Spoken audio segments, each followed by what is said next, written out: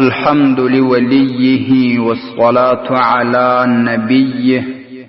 معززو قدرمندو ورونو او خويندو، صدقة الفطر ډیر زیات فضائل لري. نو مختصر داغه فضائل او یو څو مسائل بیانوو چې ډیر ورونو او خويندو یې غوښتنه کړې ده. ابن عمر رضی الله تعالی عنهما فرمایي: فرض رسول الله صلى الله عليه وسلم زكاة الفطر ساعا من تمر او ساعا من شعير. نبی صلی الله علیه وسلم واجب کړی ده صدقة الفطر، یعنی سرسایه، دا ساع د خرما څخه او یا یو ساع د اوربشو څخه او دا شان یو ساع د ممیزو څخه کشمش. على العبد والحر والذكر والأنثى والصغير والكبير من المسلمين. دا پر آزاد باندې او پر غلام باندې، پر نارینه او ښځې باندې او پر لوی او کوچنی باندې ټول مسلمانانو باندې واجب ده چې دا کله صاحبان د نصاب وي.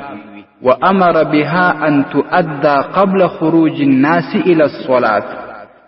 او دا امر یې کړی دی چې دا به ادا کوي د مخ تر دې چې خلک ووځي د عیدګاه لمانځه ته. دا حدیث په صحیح البخاري کې راځي په رقم الحدیث 1503. او بل حدیث شریف کې راځي د سنن ابي داود. ابن عباس رضی الله عنهما وایي: فرض رسول الله صلى الله عليه وسلم زكاة الفطر طهرة للصائم من اللغو والرفث.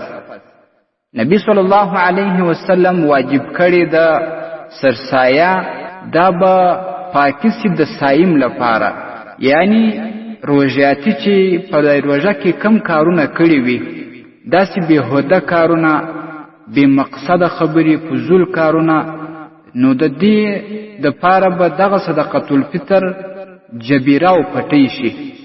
وطعمة للمساکین، او دا به طعام سي، خوراکه به سي د مسکینانو د پاره. په دې حدیث شریف کې دوه عظیم حکمتونه دي. اول حکمت دا چې دا خو معلومه ده چې په روژه کې زموږ او ستاسې څخه خامخا فضول و بې مقصده پالتو عبث کارونه شوي دي، بد او رد رانه ویل شوي دي، ښکنځل رانه شوي دي. نو د دې څخه موږ پاک نه یو.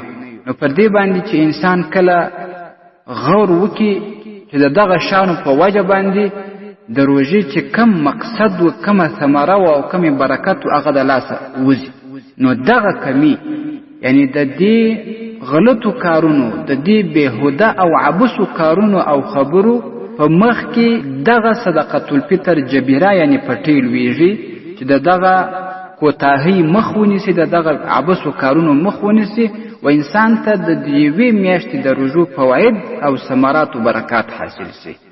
او د دغه صدقة الفطر په برکت باندې د انسان هغه ګناهونه ختم شي کوم چې په روژه مبارکه کړي وي.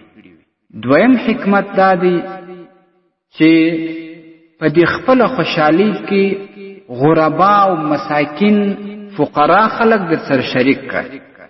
په دې کې که انسان لږ غور وکړي، د اسلام تعلیمات ټول د محبت دي، نو هغه دا تعلیم تا ته درکوي چې د خپل په مال کې په د خپله خوشحالۍ کې غریبان هم در شریک که، چې کله ته هغوی ته د خپله سرسایه ورکړې د اختر ته لمانځه مخکې، نو دوی به په دې باندې خوشحاله هم سي او د سوال څخه به هم راوګرځېږي. ډېر خلک داسې وي د مسکنت په وجه باندې د اختر په ورځ سوال کوي چې دلته خلک زیات راځي یا نور څه، نو دا فقرا او غربا خلک به د دې سوالونو څخه هم راوګرځېږي. دا څومره عظیم حکمت دی.